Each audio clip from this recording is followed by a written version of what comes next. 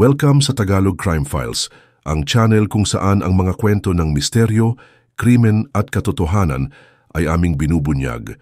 Huwag kalimutang mag-like, mag-subscribe at i-turn on ang bell para di ka mahuli sa bawat kwento.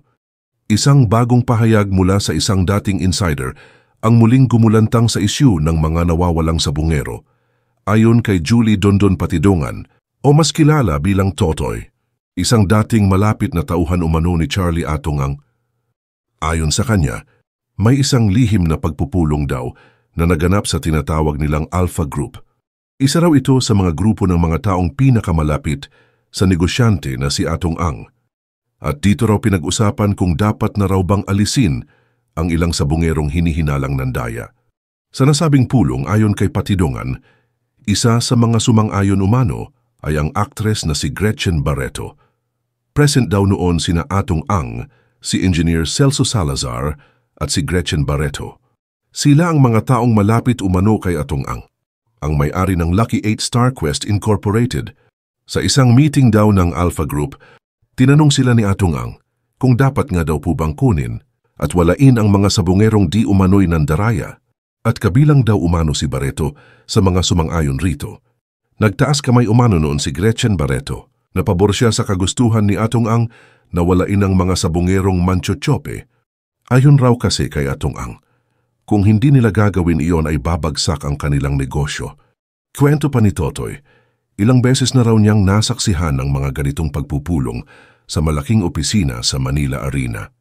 Si Totoy pa mismo ang nagsabi na idolo niya si Atong at pinangalan pa niya sa anak niya gamit ang kombinasyon ng mga pangalan ni Gretchen at Atong. Pangalan ng anak ko, Don Chen Le. Doon ko kinuha yung Don sa akin, yung Chen, Gretchen, yung Le, Charlie. Yun kinuha ko yan. Kinuha ko sa pangalan nilang dalawa. At sa larawan na kuha sa binyag ng anak ni Julie Patidongan, makikita na tumayong ninong at ninang nga ang matagal niyang boss na si Charlie Atungang at ang aktres na si Gretchen Barreto. Dahil dito, nananawagan si Dondon kay Gretchen na sana raw ay tulungan na siya at ang mga pamilya ng mga nawawalang sabungero sa paghahanap ng hustisya. At sana umano'y maawa at makonsensya siya sa mga nawalang sabungero.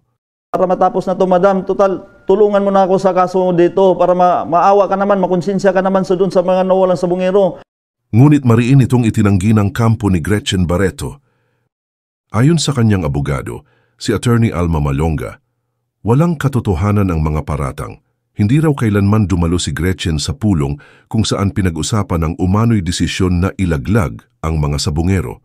Giit nila katang-isip lang daw ang kwento ni Totoy at walang konkretong ebidensya na mag-uugnay kay Barreto sa nasabing krimen. Sinabi rin ng abogado na malinaw na espekulasyon lamang ang batayan ng whistleblower na dahil malapit si Barreto kay Atungang ay automatiko na raw nasangkot siya. Pero anila, ang hinala ay hindi ebidensya. Bukod dito, isiniwalat pa ng kampo ni Barreto na may mga taong nagtangka umanong makipag-areglo sa kanya kapalit ng pag-alis ng pangalan niya sa listahan ng mga iniimbestigahan. Pero tumanggi raw si Gretchen dahil wala naman daw siyang ginawang masama. Bagkus bukas umano siya sa anumang investigasyon at handang makipagtulungan para makamit na ang hustisya sa mga nawawalang sabungero. Ayon pa sa kampo ni Gretchen Barreto, si Gretchen ay isa lamang umano sa 20 investors ng operasyon ng isabong na tinatawag na Alpha Members, kaya't nananawagan sila ng patas at maingat na investigasyon. Dagdag pa nila, kung talagang may ebidensya laban kay Barreto, sana raw ay lumabas na ito nun pa. Lalo't ilang ulit na rin itong natalakay sa Senado, bakit ngayon lang daw ito lumulutang?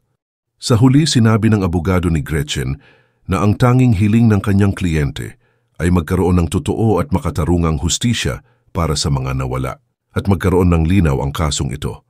Hindi lang para sa kanya kundi para rin sa mga pamilyang patuloy na naghahanap ng hustisya. Para sa Tagalog Crime Stories, ito ang kwento sa likod ng mga bulong-bulungan, whistleblowers, at tanong na hanggang ngayon ay wala pa ring sagot. May kwento ka bang gusto mong i-feature natin? Comment mo lang sa baba. At hanggang sa muli, ingat po kayo palagi.